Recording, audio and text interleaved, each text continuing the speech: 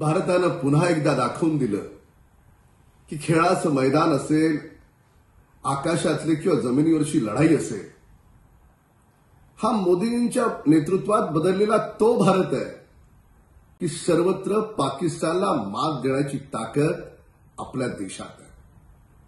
क्रिकेटची मॅच संपल्यावर साधारणतः दोन्ही संघ पराभूत आणि विजयी एकमेकांबरोबर हात मिळवतात।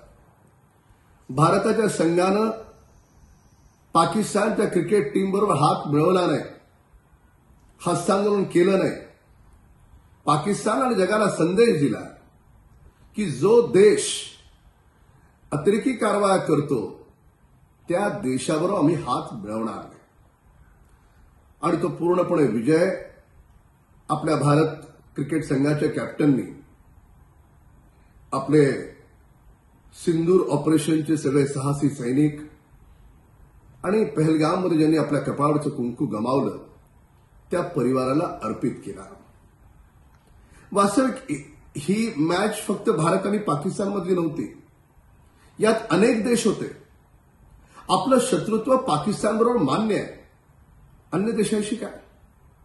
तरी देखील लोकांना भ्रमित करण्याचं घाणेरडं राजकारण ज्या श्रीमान उद्धव ठाकरे आणि कंपनीने केलं त्यांना देखील हा धडा आहे।